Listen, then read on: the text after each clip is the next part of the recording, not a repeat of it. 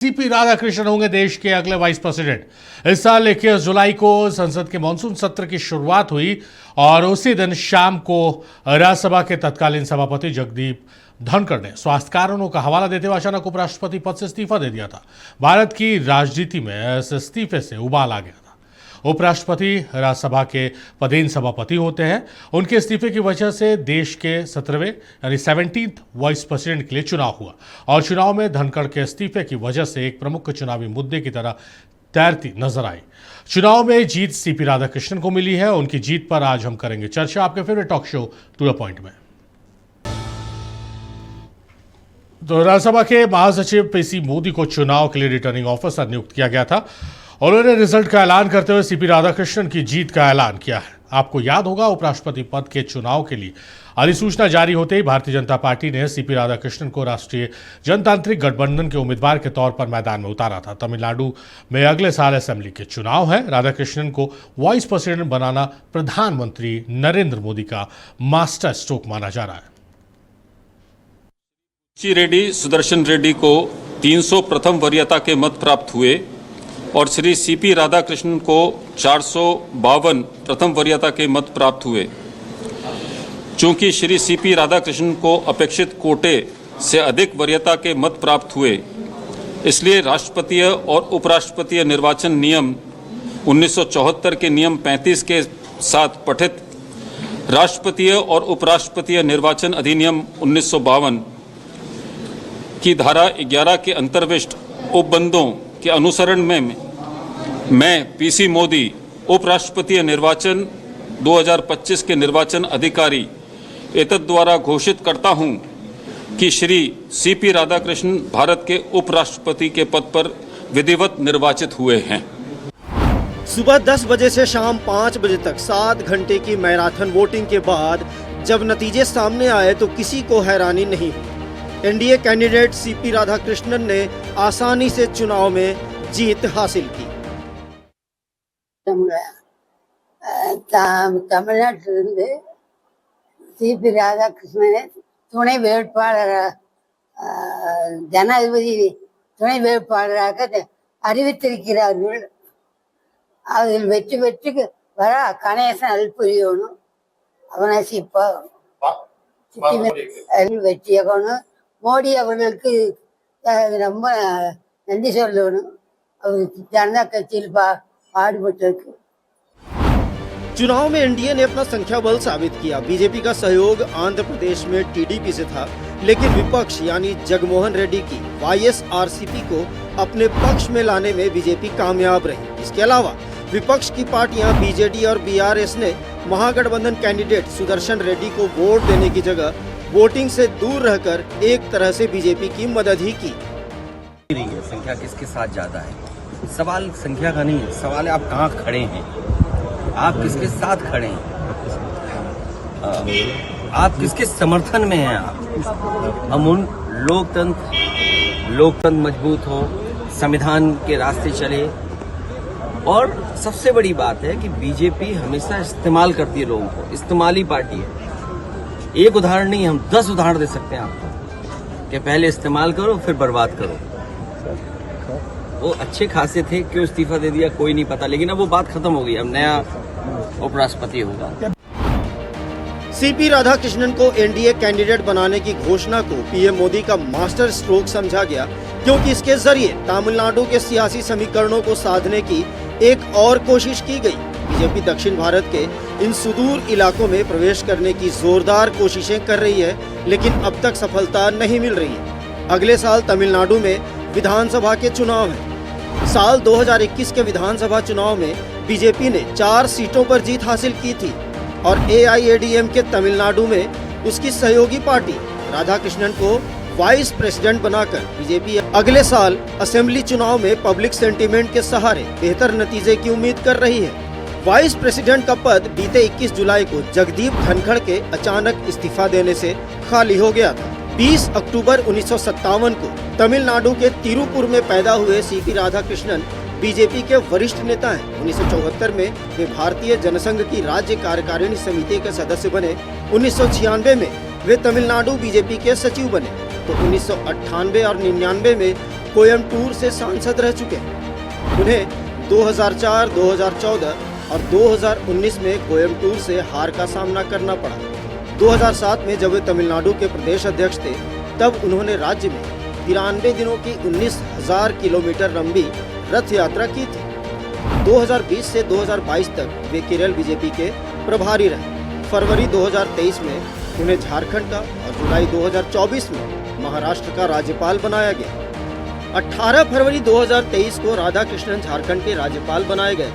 अपने पहले 4 महीनों के कार्यकाल में उन्होंने झारखंड के सभी 24 जिलों का दौरा कर जनता और स्थानीय प्रशासन से जुड़ने की कोशिश की। राधाकृष्णन बिजनेस एडमिनिस्ट्रेशन में ग्रेजुएट है और पॉलिटिकल साइंस में सामंतवाद का पतन पर पीएचडी की है। वे डॉक्टरेट भी कर चुके हैं। राजनीति में अब ये कहावत खूब चल रही है कि झारखंड पारस है, जो नेता यहाँ एक बार राज्यपाल बन जाता है वो देश में बड़ा नाम करता है। राष्ट्रपति द्रौपदी मुर्मू ने 25 जुलाई 2022 को भारत की 15वीं राष्ट्रपति के तौर पर शपथ ली। इससे पहले वे 2015 से 2021 तक झारखंड की 9वीं राज्यपाल थे।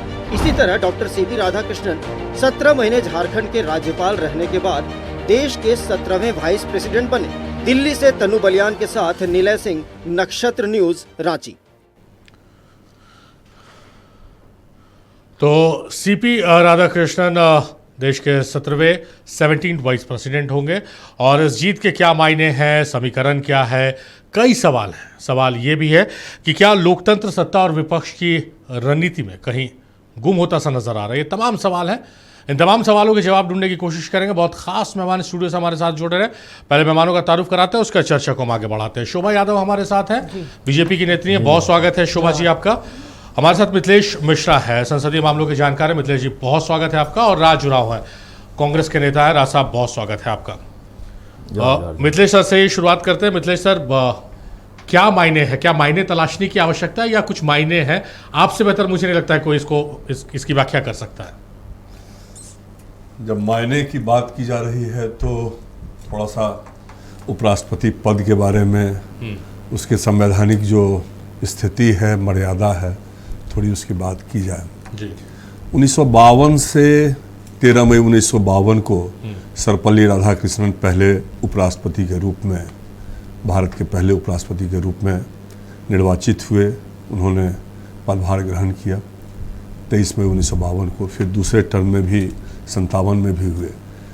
तो इसका कहने का तात्पर्य मेरा यह है, 1954 में भारत रत्न से विभूषित सर्वपल्ली राधाकृष्णन और एक शिक्षाविद के रूप में संपूर्ण भारत ही नहीं बल्कि विश्व में एक महत्वपूर्ण नाम के रूप में उन्हें हम सभी जानते हैं। तो निश्चित रूप से वो पद एक गरिमामय पद है, संवैधानिक पद तो है ही। और उपराष्ट्रपति का पद जो है कुछ मायने में अत्यंत ही महत्वपूर्ण है कि वो पदेन सभापति होते हैं राज्यसभा के, अपर हाउस के पदेन सभापति होते हैं। और जहाँ तक संसदीय मामला है उसमें लोकसभा और राज्यसभा का वित्तीय मामले में यदि कुछ बात छोड़ दिया जाए, वित्तीय अधिकार चूंकि एक्सक्लूसिवली लोकसभा में निहित है, तो उसको छोड़ के बाकी जितने भी विधेयक की बात हो या अन्य किसी तरह की बात हो, उसमें लोकसभा राज्यसभा एट पार है, बराबर है। और ये बड़ा सौभाग्य का बात है कि नाम भी राधाकृष्णन तमिलनाडु से आते हैं और MA PhD है। निश्चित रूप से शिक्षा का जो एक मानक होना चाहिए उस स्तर तक इन्होंने प्राप्त किया। अब उपराष्ट्रपति पद के बारे में यदि अनुमति हो तो थोड़ा सा मैं बताना चाहूँगा। जी। पदेन सभापति के रूप में राज्यसभा के वो संसदीय कार्यवाहक हुए, पदेन सभापति हुए। और इसमें आर्टिकल 63, 64 वगैरह में ये प्रोविजन किया गया है उपराष्ट्रपति का चयन कैसे होगा। इसमें लोकसभा और राज्यसभा के निर्वाचित सदस्य वोटिंग करेंगे, वोटिंग राइट जो है इन दोनों का है। और उसमें बहुमत का आंकड़ा जो है वो सिंपल मेजॉरिटी जो होता है उसी तरह है, एक अधिक होना चाहिए। तो यहाँ पर बहुत क्लियर है, जो 452 बनाम 300 की बात आई है। जी। तो इसको यदि मायने ढूंढने की बात है तो चूंकि संवैधानिक पद है और प्रोटोकॉल में भारत में दूसरे नंबर का यह पद है। जी। राष्ट्रपति के बाद दूसरे नंबर का पद है। राष्ट्रपति की अनुपस्थिति में उपराष्ट्रपति राष्ट्रपति के कार्यवाहक के रूप में वो कार्य करते हैं, संपूर्ण कार्य करते हैं। तो इस संवैधानिक मर्यादा को यदि ध्यान में रखा गया होता तो शायद बहुत सारे ऐसे अवसर आए हैं, जैसे राधाकृष्णन के आए या बहुत बाद के समय में भी आए, जो वोटिंग ना हो के सर्वसम्मति से होती है। तो यह जब निर्धारित था, जो मेरा आंकड़ा 300 के इर्द गिर्द ही घूम रहा है और एनडीए का आंकड़ा 450 के इर्द गिर्द घूम रहा है, तो सिर्फ विरोध के लिए एक उम्मीदवार खड़ा करके और इस संवैधानिक पद पर वोटिंग कराना, मैं समझता हूं कि बहुत अच्छा, ये संपूर्ण विश्व के लिए एक बहुत अच्छा मैसेज आता। इससे एक चीज ये होता है, और एक बहुत मैं प्रैक्टिकल बात कहता हूं, मैं चूंकि झारखंड विधानसभा में ज्वाइंट सेक्रेटरी रहा बहुत लंबे समय तक, तो एक बात होता था जब सर्वसम्मति से जब कोई आदमी अध्यक्ष बनते हैं, सभापति बनते हैं, हाउस के कस्टोडियन तो वही होते हैं, लोकसभा अध्यक्ष होंगे या राज्यसभा के सभापति होंगे, तो माननीय सांसदों को जो विपक्ष के होते हैं उनके लिए एक बड़ा सुंदर सा अवसर होता है, यदि कभी उन्हें ये लगता है जो कि सत्ता पक्ष का कहीं ना कहीं से फेवर किया जा रहा है आसन के द्वारा, तो झट से ये बोलते हैं जो अध्यक्ष महोदय या सभापति महोदय, आपको मैंने भी आपके पक्ष में ही समर्थन दिया था और आप मेरे लिए भी उतने ही सम्माननीय है जितना कि सत्ता पक्ष के लिए। तो ये अवसर तो विपक्ष ने खो दिया। एक बहुत बड़ा बात ये है, जो कहने का एक अवसर था वो अवसर विपक्ष ने खो दिया है। और रही बात उपराष्ट्रपति पद की गरिमा की, जो बात है, पदेन सभापति हैं, हाउस के प्रोसीडिंग्स के वो कस्टोडियन हैं। और एक सबसे महत्वपूर्ण बात होती है संसदीय व्यवस्था में डीआरएससी का बहुत बड़ा कंसेप्ट है। संसद में डिपार्टमेंटली रिलेटेड स्टैंडिंग कमेटी है। मैं ये बता दूं कि 16 कमेटियां लोकसभा के द्वारा संचालित होती है और 8 समितियां राज्यसभा के द्वारा संचालित होती है। तो उन 24 में से 24 कमेटियों में 21 सदस्य प्रत्येक समिति में लोकसभा के होते हैं, 10 सदस्य राज्यसभा के होते हैं। तात्पर्य यह है, जो डीआरएससी जो इतना महत्वपूर्ण चीज है, जो किसी विधेयक पर, बजट पर अपनी चर्चा करके या लॉन्ग टर्म का दीर्घकालीन जो आधारभूत संरचनाएं होती है उस पर जो बात करती है, और एनुअल फाइनेंशियल स्टेटमेंट से लेकर और बाकी बहुत सारी चीज़ों पर, एनुअल रिपोर्ट्स पर बात करती है, उसमें 8 कमेटी डीआरएससी जो है राज्यसभा के सभापति के द्वारा वो नामित होते हैं। उसमें सभापति से लेकर मेंबर्स, तो निश्चित रूप से एक बहुत बड़ा रोल है संसदीय लोकतंत्र में उपराष्ट्रपति का पदेन सभापति के रूप में। दूसरी बात ये कि all India presiding officers conference हर साल होते हैं, अखिल भारतीय पीठासीन पदाधिकारी का सम्मेलन, जिसमें कि लोकसभा के अध्यक्ष और राज्यसभा के सामान्यतः सभापति या उपसभापति भाग लेते हैं, और सभी राज्य विधानमंडल के अध्यक्ष और सभापति भाग लेते हैं। तो वो भी एक बहुत बड़ा मंच होता है संसदीय व्यवस्था को एक स्वरूप प्रदान करने का। तो निश्चित रूप से एक महत्वपूर्ण पद है और हम लोग गौरवान्वित अपने आप को महसूस करते हैं, क्योंकि झारखंड के राज्यपाल रहे हैं, तौर पर तो ये हमारा सौभाग्य है। बहुत अच्छी बात मिथिलेश सर ने कही कि जब निर्धारित थी जीत, जो संख्या बल है, और संख्या बल से भी ज़्यादा कि एनडीए और खासकर बीजेपी का जो मैनेजमेंट स्किल है, तो संख्या बल होने के साथ ये एडेड एडवांटेज था। तो क्या सर्वसम्मति से एक उम्मीदवार नहीं दिया जा सकता था? क्या सर्वसम्मति अब सिर्फ किताबों तक सीमित रह गई है? यही सवाल हम दोनों से लेना चाहेंगे, बीजेपी से भी, कांग्रेस से भी। पहले शोभा मैडम से लेते हैं। मैडम, ये तो बहुत अच्छी बात सर ने उठाई कि भैया आप लोगों के पास नंबर्स है, नंबर्स में आप लोग बाजीगर थे, तो क्या विपक्ष को आप लोगों को कॉन्फिडेंस में नहीं लेना चाहिए? एक अच्छा संदेश जाता। देखिए, सबसे पहले तो ये बहुत खुशी का क्षण है कि झारखंड से जुड़े व्यक्ति जो कि यहाँ के राज्यपाल रह चुके थे और राष्ट्रपति भी यहाँ झारखंड के राज्यपाल रह चुकी थी, ये दोनों आज भारत के सबसे बड़े पद पे, राष्ट्रपति और उपराष्ट्रपति जैसे संवैधानिक पद पे इनका चयन होना, इनका जो होना बहुत बड़ी बात है। इसके लिए मैं बधाई देना चाहूँगी और हम लोग गौरव महसूस कर रहे हैं। और दूसरी बात, सबसे बड़ी बात है कि आपने सही सवाल किया। ऐसे भी हम लोग हमेशा ये लेके चलते हैं कि हम जान रहे थे कि हम लोग के पक्ष में पहले से 439 मत का समर्थन पहले से भी प्राप्त था, तो हमें तो पता था कि हम जीत रहे हैं। फिर भी हम लोगों ने ये पहल तो की है, लेकिन आप कह सकते हैं कि विपक्ष का काम ही होता है कि उनको विरोध करना, एक विरोध में खड़ा करना और अपना राजनीति करना। तो मुझे लगता है कि इसमें हम लोगों की तरफ से पहले से क्लियर था, लेकिन इनका था कि भाई एक विरोध करना है, एक प्रत्याशी खड़ा करना है, तो उन्होंने किया। और अब आप रिजल्ट देख रहे हैं, वो हम लोग 452 वोट उनको मिला है, तो जबकि इनको 300, तो काफ़ी अंतराल 150 का अंतराल है।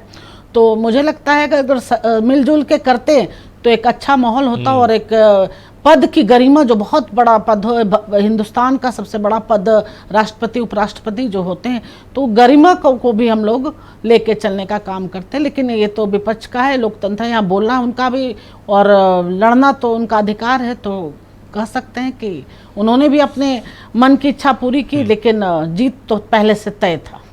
चलिए अपने दर्शकों को एक जानकारी दे दें कि ये जो हम लोग मैसेज की चर्चा कर रहे हैं, सर्वसम्मति की चर्चा कर रहे हैं, मिथिलेश सर अगर मैं गलत हूँ तो मुझे करेक्ट कीजिएगा। आज़ाद भारत के इतिहास में 4 बार ऐसा हुआ कि सर्वसम्मति से उपराष्ट्रपति बने हैं और एक बहुत अच्छा संदेश जाता है, दूसरे देशों में बहुत अच्छा संदेश जाता है। तो ये परंपरा कहीं ख़त्म होती नज़र आ रही है, इसकी आवश्यकता है। राज का रुख कर लेते हैं। राज, नंबर संख्या बल में आप लोग कम थे, मैनेजमेंट उतना अच्छा नहीं था, उम्मीदवार आप लोगों को दूसरा चयन करना था, ये सब सवाल आ रहे हैं। क्या कहाँ ये रह गई, क्योंकि आप लोग इतने महत्वपूर्ण चुनाव में जाते हैं, क्रॉस वोटिंग हो जाती है, एब्सेंट हो जाते हैं आपके वोटर्स जो है, तो मैनेजमेंट भी आप लोगों की सही नहीं थी। देखिए, मैनेजमेंट की तो बात नहीं सही, आप मैं बोलूँगा तो हमारे 300 वोट तो इंटैक्ट थी, कहीं इधर उधर गई नहीं। और सबसे पहले मैं तो बधाई देना चाहूँगा कि हमारे झारखंड से जो राज्यपाल रहे सीपी राधाकृष्णन जी, और यहाँ के काफ़ी नज़दीक रहे, यहाँ के जन मुद्दों को देखा, उन्होंने आदिवासियों को देखा, यहाँ के दलितों को देखा, दबे कुचलों को देखा, और उनसे उम्मीद करते हैं कि जब किसी विषय पर झारखंड की चर्चा हो तो वो यहाँ से अपना जुड़जोड़, उन्होंने यहाँ जो आदिवासी मुद्दों को देखा और उस पर विचार भी करे, देखा जाए कि, और खासकर उन्हें संघी विचारधारा से से ऊपर उठना पड़ेगा, कल्याण के बारे में सोचना पड़ेगा। धनखड़ जी की तरह अगर पलट गए तो कहीं उनको भी नहीं हटा दिया जाए। धनखड़ जी को हटाया अभी 50 दिन भी हुआ है, पर पता नहीं कहाँ है, अभी तक पता नहीं चल रहा है। ये हटाया नहीं, हटे, इस्तीफा दिया उन्होंने। हाँ, इस्तीफा दिया, हटाया गया, क्या है तो कोई नहीं जानता है।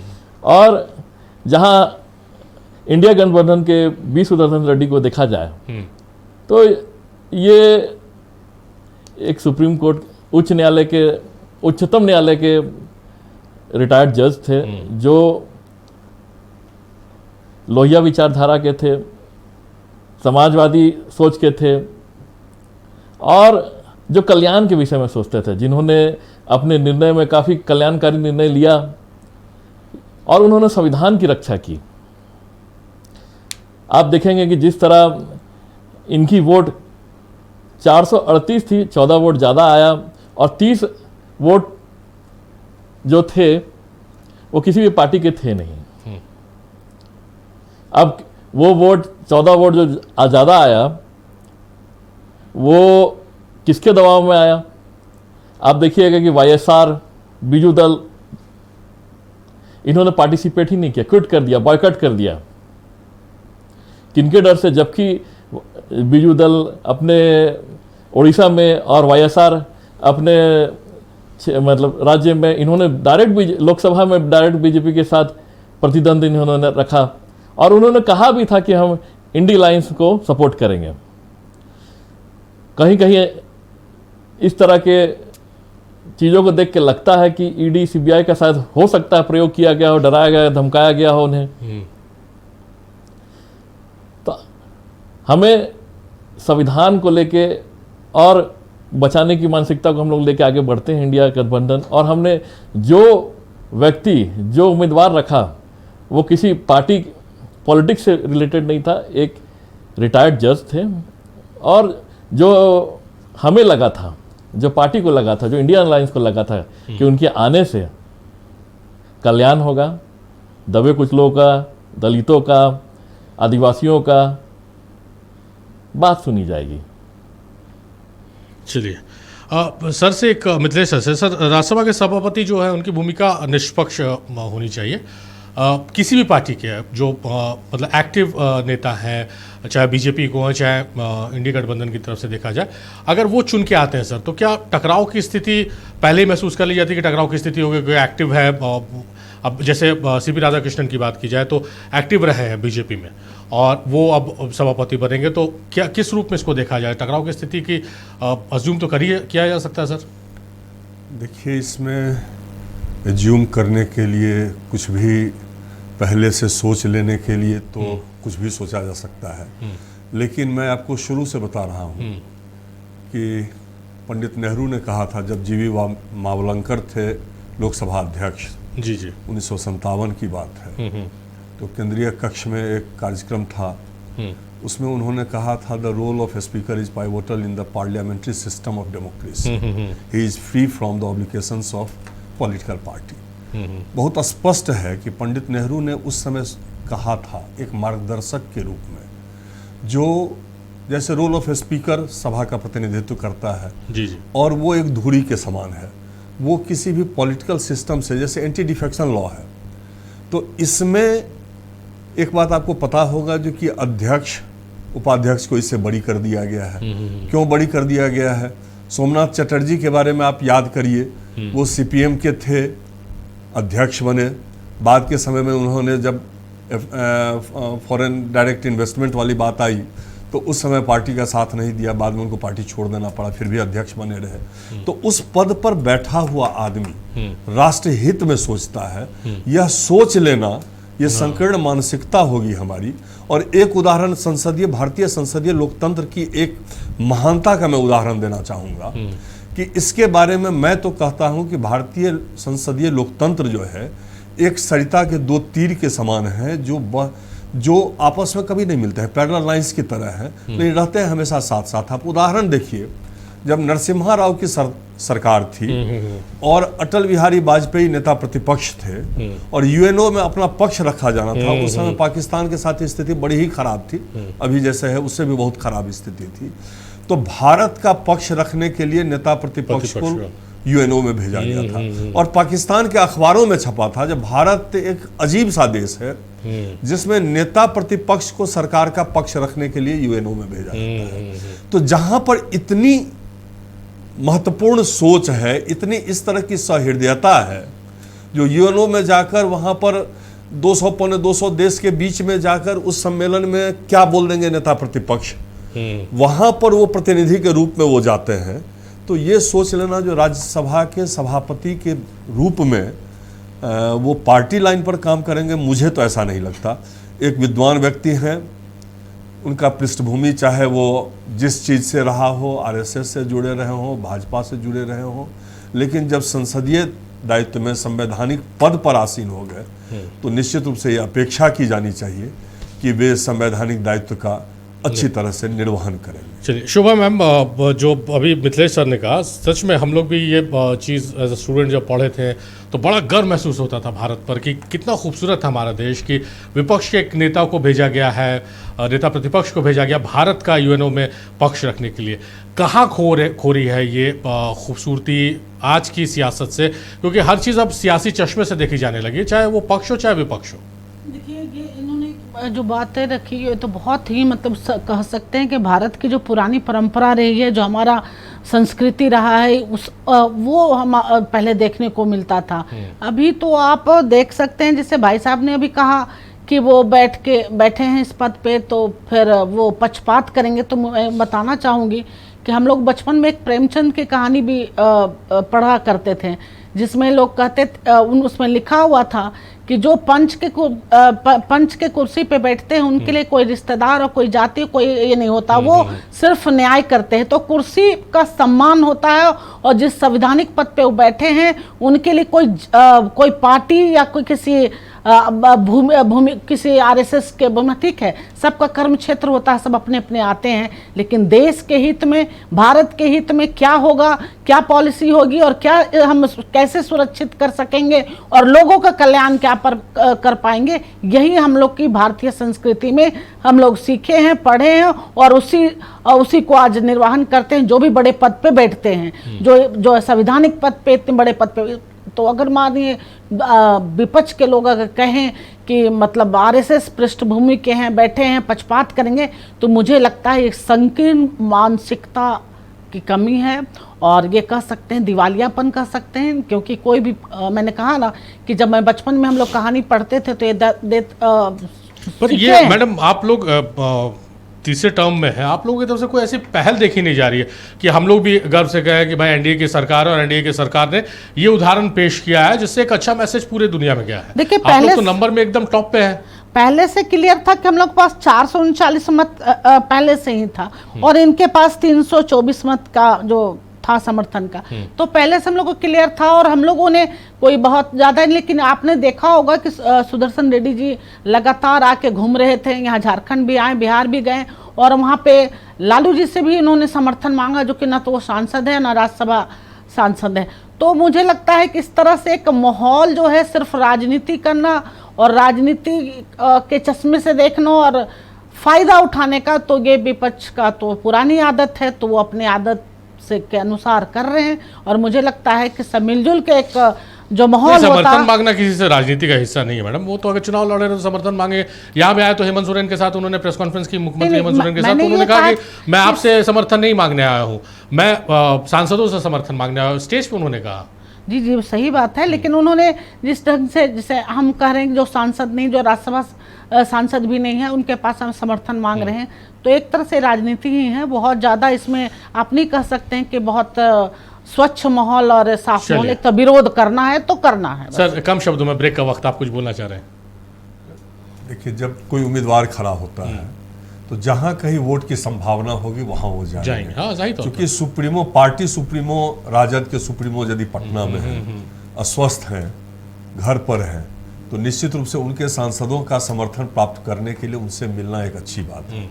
हेमंत सोरेन जी यदि यहाँ हैं, जेएमएम के वो अध्यक्ष हैं, तो निश्चित रूप से उनसे जेएमएम का समर्थन प्राप्त करने के लिए तो वोट मांगने के लिए आना एक सामान्य सी प्रक्रिया। और जो मैंने कहा और आज तक होता है। यहाँ सुदर्शन रेड्डी को मैंने सुना उस प्रेस कॉन्फ्रेंस में, उन्होंने कहा कि मैं आपसे समर्थन मांगने नहीं आया हूँ, उनके पीछे सांसद खड़े थे, मतलब इन लोगों से समर्थन मांगने, तो बहुत प्रैक्टिकल बात है। पिछले 75 वर्षों में यही होता आया है, ये कोई नई बात नहीं है। चलिए, तो वाइस प्रेसिडेंट पद के चुनाव में सीपी राधाकृष्णन को जीत हासिल हुई है। ये वो नतीजा है जो एक तरह से शुरुआत से ही तय माना जा रहा था।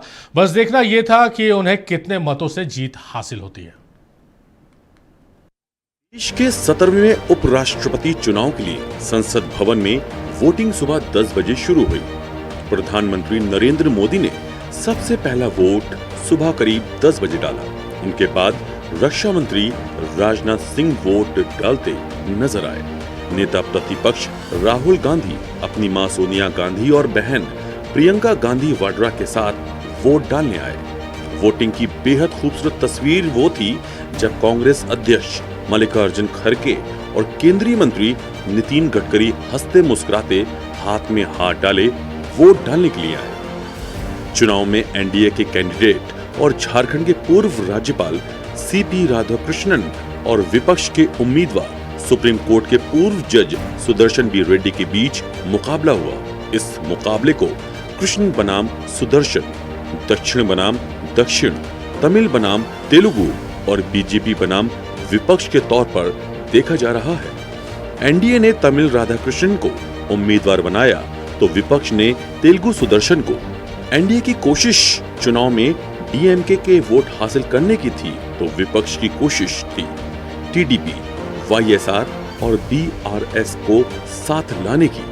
लेकिन तेलुगु कैंडिडेट उतारने के बावजूद टीडीपी और वाईएसआर एनडीए के साथ हो गए, जबकि बीआरएस सांसद वोटिंग से गैर हाजिर रहे। संसद का अंगणित ये है कि कुल वोटर 781 हैं। इनमें बीआरएस के 4, बीजेडी के 7 और एसएडी के यानी 12 सांसद वोटिंग नहीं करेंगे, गैर हाजिर रहेंगे।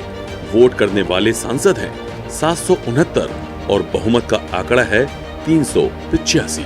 चुनाव में संख्या बल पूरी तरह एनडीए के साथ है। लोकसभा में जहां एनडीए के पास 304 सांसद हैं, वहीं विपक्ष के पास 234। राज्यसभा में यह आंकड़ा 141 बनाम 86 का है। इस तरह एनडीए के पास कुल 445 वोट हैं, जबकि विपक्ष के पास 320। The election is taking place. It is going to be a big victory for the Indian nationalism. We all are one. We will be one. India, we want to be the Vikshit Bharat, and all the victory will lead towards that. Punjab के फरीदकोट से निर्दलीय सांसद सरबजीत सिंह खालसा और खडूर साहिब से सांसद अमरपाल सिंह ने voting का बहिष्कार किया। देश के पूर्व प्रधानमंत्री SD देवगौड़ा व्हीलचेयर पर वोट देने के लिए आए। ये समझना जरूरी है कि हमारे लोकतंत्र में चुनाव सिर्फ वोटों का आंकड़ा भर नहीं होता, एक गौरवशाली परंपरा का निर्वहन होता है। निर्वाचन अधिकारी एक की जीत का ऐलान जरूर करते हैं, लेकिन यहाँ किसी की हार नहीं होती। सभी जीतते हैं, देश जीतता है और लोकतंत्र की यात्रा इसी तरह अनवरत जारी रहती है। दिल्ली में तनु बालियान और पटना में मरगूब आलम के साथ निलय सिंह, नक्षत्र न्यूज, रांची। चलिए वापस चर्चा में लौटते हैं। राज का रुख कर लेते हैं। राज, जो चर्चा हम कर रहे थे ब्रेक में जाने से पहले, जो शोभा जी से भी सवाल हमने किया कि भारतीय लोकतंत्र की बहुत खूबसूरत तस्वीरें आई हैं, और आज भी जो वहाँ से तस्वीर आई है, आप ही के पार्टी के राष्ट्रीय अध्यक्ष मल्लिकार्जुन खड़गे केंद्रीय मंत्री नितिन गडकरी के हाथ डालकर, हाथ पकड़कर वो बातचीत करते नजर आए। बहुत खूबसूरत तस्वीर है। लेकिन इस पूरे मामले को आप लोग राजनीतिक चश्मे से देख रहे हैं। कुछ विपक्षी नेताओं का मैं बयान भी सुन रहा था, वो कह रहे हैं कि भाई मास्टर स्ट्रोक है, क्योंकि 2026 में तमिलनाडु में चुनाव होने वाला है, तो वहाँ बीजेपी अपने सुदूरवर्ती इलाकों में CP राधाकृष्णन के नाम से जाना चाहती है। ये इसको किस रूप में देख रहे हैं? वो तो आपकी भी उतनी जिम्मेदारी जितना सत्ता पक्ष की ये खूबसूरत तस्वीरें आए। देखिए, मैं तो पहला ही घुसते साथ ही पहले तो बधाई दिया, जैसे हमारे पार्टी के बहुत लोगों ने, बड़े लीडरों ने इस हार को और जीत को, ये एक तरह से समझिए कि वोट को हम लोग निर्णायक वोट, मतलब एक तरह से ये संवैधानिक पोस्ट है, इसमें हार और जीत लगी रहती है। और जाहिर सा बात है कि साफ था पहले से भी कि इनके हमारे पास वोट उतने नहीं थे, फिर भी हमने कैंडिडेट के रूप में एक प्रबल कैंडिडेट और एक उदाहरण सेट किया था कि कैंडिडेट किस तरह का होना चाहिए, और ना कि किसी पार्टी के कार्यकर्ता के तौर पे या किसी संघ के विचारधारा के। पर खैर ये चर्चा के विषय है।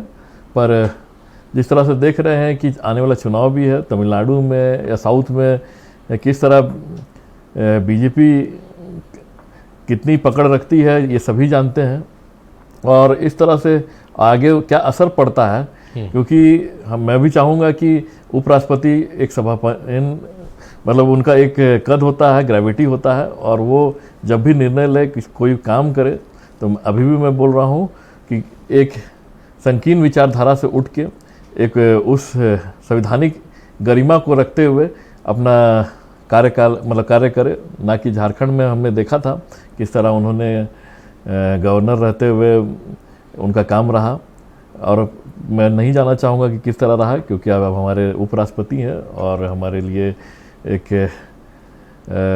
ठीक है हार जीत का। अच्छा, आप लोग अगले साल चुनाव है तमिलनाडु में, उस चश्मे से देख रहे हैं। चश्मे से क्यों नहीं देख पा रहे हैं कि president of India, vice president of India, दोनों का झारखंड से ताल्लुक रहा है, तो झारखंड के लिए बेनिफिशियल हो सकता है? ये तो मैं चाह ही रहा हूँ, और कि हो, मैं पहले भी आपके इसमें बोल चुका हूँ कि दोनों हमारे राष्ट्रपति भी और उपराष्ट्रपति भी दोनों झारखंड से ताल्लुक़ रखे, दोनों यहाँ गवर्नर रह चुके हैं, और यहाँ के आदिवासियों को देखा उन्होंने नज़दीकियों से, और यहाँ के दलित, यहाँ के दबे कुछ लोग वर्गों को, यहाँ के मुद्दों को वे भली भांति जानते हैं। पर आने वाले समय में यहाँ की जनता को, यहाँ के को किस तरह से वो फायदा पहुंचाते हैं, उनके लिए क्या काम करते हैं, ये देखने वाली चीज़ है। चलिए, दिल्ली हेड हमारे साथ हैं, तनु बालियान फोन लाइन पर मौजूद है, और दिन भर उन्होंने पूरे घटनाक्रम, पूरे चुनाव पर नज़र बना के रखा है। क्या उनकी फाइंडिंग रही है इस चुनाव को लेकर, और किस रूप से वो देखती हैं, उनसे हम जानने समझने की कोशिश करते हैं। तनु, चुनाव आपने देखा, कई चुनाव आपने देखे, हम लोग अभी स्टूडियो में चर्चा कर रहे हैं, तो लोकतंत्र की एक खूबसूरत तस्वीर, एक खूबसूरत मैसेज जो मिसिंग है हमारे लोकतंत्र से, वो नहीं देखने को मिलेगी। सर्वसम्मति से पक्ष विपक्ष को उम्मीदवार दे देता है, चुनाव की आवश्यकता नहीं पड़ती। बहरहाल चलिए, चुनाव हुआ, आपकी नज़र में किस रूप से आपने देखा चुनाव, क्या क्या दिन भर की हलचल रही? अब बिल्कुल देखिए जिस तरीके से लगातार कयास भी लगाए जा रहे थे और कहीं ना कहीं ये फाइनल था कि एनडीए के जो उम्मीदवार हैं सीपी राधाकृष्ण वही अब जो है नए उपराष्ट्रपति होंगे। और देखिए उन्होंने जीत भी हासिल की और 492 वोट जो है उनको मिले भी हैं। और हालांकि देखिए इंडिया गठबंधन ने भी अपने स्ट्रॉन्ग कैंडिडेट को उतारा, केवी सुदर्शन रेड्डी को मैदान में उतारा ताकि थोड़ा सा ये जो मुकाबला है ये कॉम्पिटिटिव रहे। लेकिन कहीं ना कहीं देखिए ये तो था ही कि एनडीए जो है वो लगभग 2 तिमाही से बहुमत जो है वो हासिल कर ही जाएगा, ये कहीं ना कहीं कंफर्म ही था। अब देखिए भारतीय जनता पार्टी की ओर से भी ये दावा किया गया कि 14 जो सांसद हैं उन्होंने क्रॉस वोटिंग की। और उपराष्ट्रपति चुनाव में देखिए विपक्षी गठबंधन ने भी बहुत अच्छी चुनौती दी है, इस बात में कोई दो राय नहीं है। लेकिन उनकी संख्या देख के अगर संख्या पे फोकस किया जाए तो एनडीए के मुकाबले उनकी संख्या कम रही। तो देखिए जिस तरीके से पूरा सिनारियो अब देखा जा रहा था कि कहीं ना कहीं जो उपराष्ट्रपति होंगे वो एनडीए के ही होंगे। और लगातार देखिए सोशल मीडिया पर भी हमने देखा और ग्राउंड पर भी हमने देखा कि लोग जो थे वो सीपी राधाकृष्णन का फेवर करते हुए नजर आ रहे थे। वो इस बात को कह रहे थे कि जगदीप धनखड़ की जगह जो है वो सीपी राधाकृष्णन ही ले सकते हैं। और सुबह से ही हम देख रहे थे, देखिए तमाम जो सांसद हैं उनके स्टेटमेंट हमने सुने तो कहीं ना कहीं देखिए जो इंडिया गठबंधन के सांसद थे उनके स्टेटमेंट में वो जोश मुझे नहीं दिखाई दिया। जो आवाज में जो खनक हम कह सकते हैं वो एनडीए के सांसदों में दिखाई दी थी। उनका कॉन्फिडेंस बहुत प्रो मैक्स लेवल पे था, इस बात में कहने में देखिए कोई शक नहीं है। वो सुबह से ही इतने कॉन्फिडेंट और इतने जोश के साथ नजर आ रहे थे कि हम वोटिंग करने जा रहे हैं और देखिए शाम तक जो रिजल्ट होगा वो एनडीए के पक्ष में ही होगा। और हुआ भी वही। हालांकि देखिए बहुत खूबसूरत तस्वीरें भी आज सामने आई, मल्लिकार्जुन खड़गे और नितिन गडकरी की एक साथ हाथ मिलाते हुए तस्वीरें जो है वो सामने आई। तो लोग उस पर भी आज जो है वो चर्चा कर रहे हैं। लगातार मैं ग्राउंड पर मौजूद थी तो लोग इस तरीके से कह रहे थे कि यही तो हमारे लोकतंत्र की खूबसूरती है, एक विपक्ष के एक पक्ष के जो है वो नेता है लेकिन दोनों ने हाथ मिलाया और दोनों हाथ से हाथ मिलाकर चल रहे थे। तो इस तरीके से भी आज तस्वीरें निकलकर सामने आई और देखिए एक बहुत अच्छा मैसेज गया और देश को आज नया उपराष्ट्रपति मिल गया। चलिए तनु, बहुत शुक्रिया आपका। आप लगातार इस खबर पर बनी रही और लगातार आपके मार्फत अपडेट्स भी हम तक पहुंचते रहे, आपका बेहद शुक्रिया। तो तनु बलियान हमारी सहयोगी हैं, दिल्ली हेड है, उन्होंने पूरी जानकारी दी कि आखिर दिन भर क्या कुछ हलचल रही। मिथिलेश सर का रुख करते हैं। मिथिलेश सर, जातीय और क्षेत्रीय संतुलन साधने की बिसात अब ये चुनाव, ये पद हो गए हैं, राष्ट्रपति की बात करें या उपराष्ट्रपति की बात करें, जिस तरह से आरोप प्रत्यारोप होता है, राजनीतिक चश्मे से देखा जाता है, कितना सही और कितना हेल्दी आप लोकतंत्र के लिए मान रहे हैं सर इसको? पॉलिटिकल सिस्टम में इस बात को तो नकारा नहीं जा सकता है और निश्चित रूप से कभी एससी, कभी एसटी, कभी ओबीसी, ये कार्ड तो शुरू से होता आया है। हर पार्टी ये काम करती रही है तो इससे नकारा नहीं जा सकता। अभी राज जी ने एक बहुत अच्छी बात कही कि एक रोल मॉडल देने की हमने कोशिश की, सुप्रीम कोर्ट के रिटायर्ड जज थे। तो लगता है ये अनुकरण है जैसे एपीजे अब्दुल कलाम को जिस समय राष्ट्रपति का उम्मीदवार बनाया गया था, वो भाजपा नीति सरकार थी, एनडीए की, वाजपेयी जी की सरकार थी, तो उनका एक संपूर्ण विश्व में एक ऐसा व्यापक उनका प्रभाव था जो कि उसके आगे पार्टी और ये सब सारी लाइन खत्म हो गई। चूँकि वहाँ पर यदि वोटिंग की बात होती प्रॉपर, सिर्फ एनडीए अपने बदौलत किसी भी कैंडिडेट को नहीं जिता सकता था, लेकिन एक ऐसा नाम दे दिया गया जो संपूर्ण भारत के लोगों ने उनका समर्थन किया। तो रेड्डी साहब का जहां तक मैं समझ पा रहा हूं, सुप्रीम कोर्ट के बहुत सारे जज हैं, अभी भी हैं, और यदि किसी व्यक्ति, सामान्य व्यक्ति को 5, 7, 10 जज का नाम गिनाने को कहा जाए तो शायद असंभव हो जाए। बिहार में भी हम लोग अविभाजित बिहार में देख चुके हैं। यूपी सिंह साहब वहाँ सुप्रीम कोर्ट के जज थे, वो आरजेडी के टिकट पर लड़े। बहुत सारे ऐसे उदाहरण हैं। हर व्यक्ति की महत्वाकांक्षा ये होती है कि लोकसभा चुनाव लड़ें, राष्ट्रपति उपराष्ट्रपति का चुनाव लड़ें और सर्वोच्च पद हासिल करें। तो रोल मॉडल निश्चित रूप से समाज का ऐसा व्यक्ति यदि हो जो संपूर्ण समाज के लिए ग्राह्य हो, तो वहाँ पर पार्टी बौनी हो जाती है। ये उदाहरण देखा गया। कोशिश वही की गई, लेकिन उस कोशिश में विपक्ष जो है पूरी तरह से विफल रहा। उसका उदाहरण ये है, जो 320 जो उसके इंटैक्ट वोट थे उसमें से 20 खिसक गए। तो आप वोट मैनेजमेंट यदि नहीं कर पाए तो कुछ भी तर्क देना कहीं ना कहीं से वो सिर्फ अब अपनी बात रखने की बात है। एक दो बात मैं सिर्फ स्पष्ट कर देना चाहता हूँ आपके माध्यम से दर्शकों के समक्ष। चूँकि ये एक ऐसा पोल हुआ है, राज्यसभा के सभापति हुए हैं। राज्यसभा के बारे में एक बात है, जो 6 वर्ष का जो टेन्योर होता है माननीय सांसदों का, उस बीच में किसी कारण से यदि खाली हो जाता है तो उसमें रेस्ट ऑफ द पीरियड जो होता है उसके लिए चुनाव होता है, उतने ही दिन के लिए वो सांसद होते हैं। जबकि उपराष्ट्रपति का पद के साथ ऐसा नहीं है, 5 वर्ष का कार्यकाल है। और आज यदि वो निर्वाचित हुए हैं, जिस दिन से वो ओथ लेंगे उस दिन से 5 वर्ष तक के लिए वो उपराष्ट्रपति रहेंगे। और एक और उसमें नई बात और एक अलग बात और है कि यदि 5, 7, 10 दिन तक दूसरे उपराष्ट्रपति कार्यभार ग्रहण नहीं करते हैं, चुनाव नहीं हुआ रहता है, तो उसका एक्सटेंशन भी उनको मिलता जाएगा 5 वर्ष के बाद भी। ये उपराष्ट्रपति पद के साथ ये बातें हैं। तो ये क्लियर है जो कि 5 वर्ष का कार्यकाल इनका होगा। चलिए शोभा जी का रुक करते। शोभा जी, अब थोड़ा राजनीतिक चर्चा भी हो जाए। जो राजनीतिक आरोप लग रहा है विपक्ष की तरफ से कि भाई तमिलनाडु साधने के लिए क्षेत्रीय समीकरण और तमाम तरह की जो बातें आ रही हैं। हालांकि हम इस डिबेट की शुरुआत किए थे कि एक अच्छे नोट पे ये होगा कि भाई नई सर्वसम्मति से होना चाहिए, एक अच्छा संदेश जाना चाहिए, लेकिन वो संभव अभी फिलहाल नहीं होता नजर आ रहा पक्ष विपक्ष दोनों की तरफ से। किस रूप में इन आरोपों को देख रही हैं? देखिए, राजनीतिक जितनी पार्टियां होती है तो जाहिर है कि वो हर चीज़ को देखकर, हर जाति समीकरण को देखकर काम करती, उसी को उससे प्रभावित होकर भाई साहब ने कहा।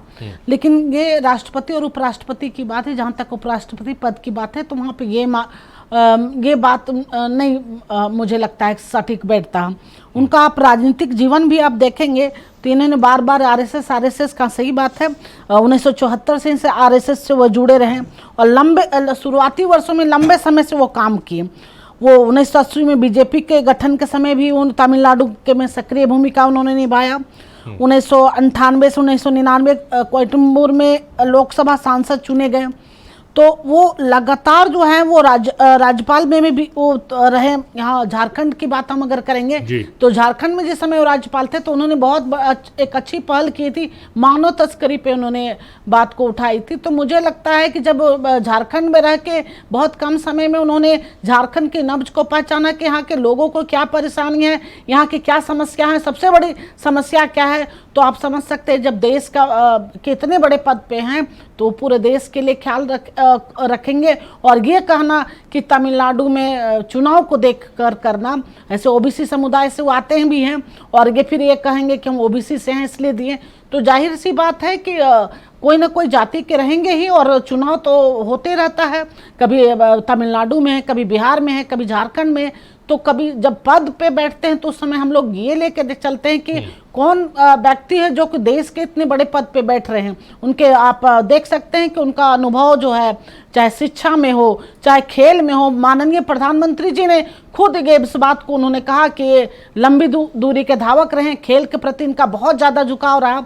तो एक ऐसे व्यक्तित्व का हम लोग देने का काम किया जो हर क्षेत्र में अव्वल रहे। और उम्मीद किया, हम लोग विश्वास करते हैं कि आने वाला समय में भी ये पूरे देश के लिए उपराष्ट्रपति के पद पे रहते हुए जो इनका कार्य करने का जो आएगा वो करेंगे। ये नहीं है कि तमिलनाडु को देखें, हाँ तमिलनाडु से है, ये जहाँ से हैं वो उनकी बात है, चुनाव तो होते रहता है। इस बात पे हम नहीं मानते हैं कि किसी चुनाव को देखते हुए किया गया।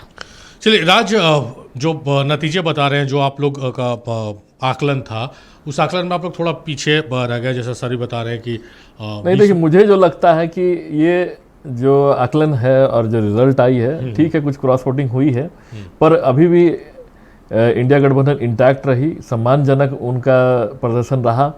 अब देखेंगे कि 2022 में जो चुनाव था उपराष्ट्रपति का, उसमें 26% इंडिया मतलब गठबंधन की थी, पर आज 2025 में ये बढ़कर 40% हो गई है। तो निश्चित तौर पे आप देख रहे हैं कि दिन ब दिन ये एक मजबूत धर्रे में जा रही है, लोग इसे पसंद कर रहे हैं। और आने वाले समय में मुझे लगता है कि हमारे राष्ट्रपति भी रहेंगे, हमारे उपराष्ट्रपति भी रहेंगे। आज भले हम चुनाव में, इस चुनाव में आपके नहीं रहेंगे, देश के राष्ट्रपति सॉरी देश के राष्ट्रपति रहेंगे, माफ कीजिएगा मुझे, देश के राष्ट्रपति रहेंगे। और मैं यही उम्मीद करूंगा कि जिस तरह उन्होंने झारखंड में एक पार्टी के कार्यकर्ता के रूप में काम किया था, वो उस गरिमा क्षेत्र जगह पे संवैधानिक पोस्ट पे बैठ के पार्टी के कार्यकर्ता ना बने और एक पार्टी के कार्यकर्ता के रूप में काम नहीं, राज्यपाल की जो पद होता है बहुत संवैधानिक पद, ये तो सभी जानते हैं मैडम कि ये तो सभी मैडम जानते हैं कि क्या हुआ था। गरिमा को आप ठेस पहुंचाने वाली बात कर रहे हैं। सीपी राधाकृष्णन ही गवर्नर थे ना, जब बोला जाता है विधायक लौटा दे रहे हैं, विधायक पास नहीं कर रहे, हाँ ये आरोप लगता रहा लगातार, ये हमेशा देखा जाएगा और ये हमेशा अखबारों में भी आता रहा। उनके डिसीजंस, उनके जो भी चीज़ें रही, सभी लोग पब्लिक के बीच में रहा है। और इसमें बताने का जरूरत नहीं पड़ेगा मैडम कि क्या इसमें उनका कार्यकाल कैसा रहा, पर मैं ये उम्मीद करता हूं कि भविष्य में कि वो इस गरिमा पद को, एक संवैधानिक पद को आरएसएस के विचारधारा और फिर इन्होंने आरएसएस की बात अच्छा और पार्टी के कार्यकर्ता के रूप में ना काम करके देश के उपराष्ट्रपति की बात संवैधानिक, हाँ मैं वही बोल रहा हूँ, मैं गवर्नर की बात नहीं कर रहा हूँ, मैं देश के उपराष्ट्रपति का बात कर रहा हूँ। और निर्णय सही ले, अच्छा ले। और चलिए, मतलब विपक्ष का ये रहता है कि पंचायत की सब बात मानेंगे पर खूंटा वही रहेगा, हमारा जो आरोप है वो चलता रहेगा। मिथिलेश सर, फाइनल कमेंट इस पूरी चर्चा पर। देखिए, अभी विधेयक की भी बात हुई और आरएसएस के कार्यकर्ता की तरह काम करने की भी बात हुई। जहाँ तक मैं समझ पा रहा हूँ कि संवैधानिक व्यवस्था में विधेयक को रोक कर रखना, राष्ट्रपति के विचारार्थ भेजा जाना, विधेयक को लौटाया जाना, ये सारी संसदीय प्रक्रिया है। अभी हाल में माननीय सर्वोच्च न्यायालय ने एक गाइडलाइन तय किया था जो कि प्रेसिडेंट को और ये राज्यपाल को निर्धारित समय के अंदर में विधेयक पर निर्णय लेकर लौटा देना चाहिए, निर्णय ले लेना चाहिए। तो ये एक विवादास्पद प्रश्न है जो अभी सुप्रीम कोर्ट में चल रहा है।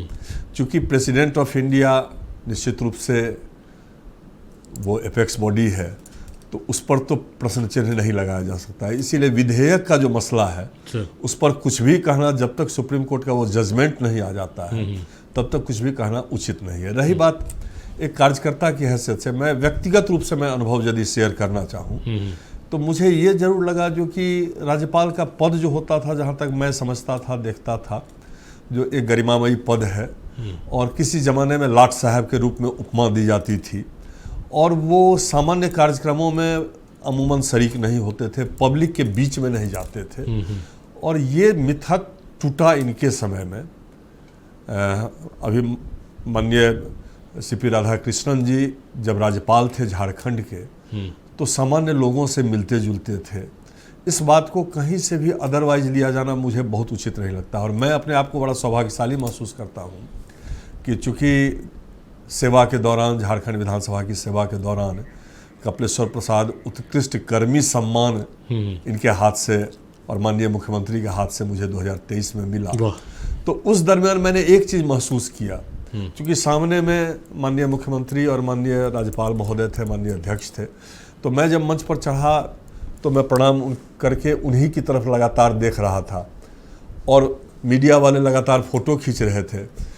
तो उस समय तत्कालीन राज्यपाल महोदय मेरे कंधे पर हाथ रख के ऐसे बगल में खींच के अपने सामने करके बगल में खड़ा कर लिए और मेरा सामने चेहरा कर दिया। ये मुझे आज भी मैं इस बात को भूल नहीं पा रहा हूँ।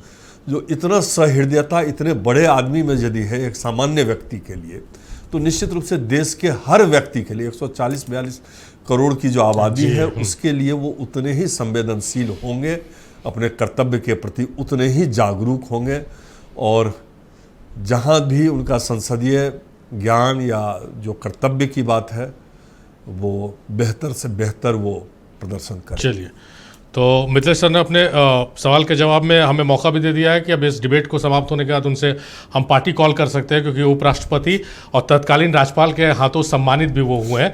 बहुत शुक्रिया मिथिलेश जी आपका, आपने कीमती वक्त दिया है। राज आपका बेहद शुक्रिया, शोभा जी आपका बेहद शुक्रिया, आप तमाम मेहमानों का बेहद शुक्रिया। आप लोग